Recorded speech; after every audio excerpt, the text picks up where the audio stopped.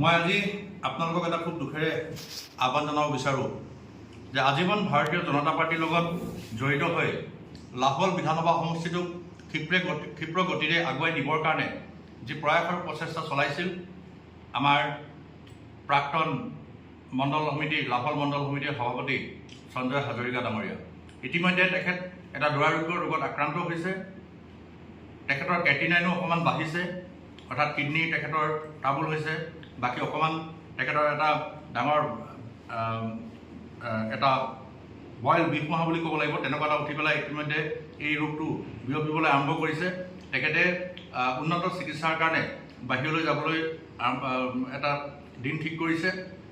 আমি ভাৰতীয় জনতা পাৰ্টিৰ এজন কৰ্মকৰ্তা হিচাপে আৰু মই স্থানীয় বিধায়ক হিচাপে যি সময়ত মই ইয়াত নিৰ্বাচনত অৱতীৰ্ণ হৈছিলোঁ 2021 চনত, তেখেতে সেই সময়ত মণ্ডল সভাপতি হিচাপে খুব আন্তৰিকতাৰে খুব সুন্দৰভাৱে তেখেতে আমাৰ লাহোৱাল মণ্ডলৰ পৰা যথেষ্টখিনি কষ্ট কৰি মোক অসম বিধানসভালৈ নিৰ্বাচিত কৰা তেখেতৰ লগতে তেখেতৰ সহকৰ্মীসকলৰ যথেষ্ট অৰিহণা আছিল।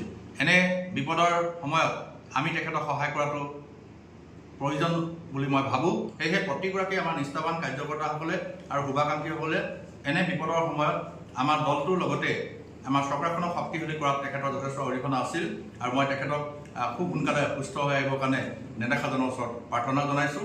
প্ৰতিজন কাৰ্যকৰ্তাই খুব আন্তৰিকতাৰে এই কথাখিনি গ্ৰহণ কৰি তেখেতক সহায় কৰাটো আমাৰ প্ৰত্যেকৰে দায়িত্ব বুলি লৈ আমি আগবাঢ়ি যাব লাগিব।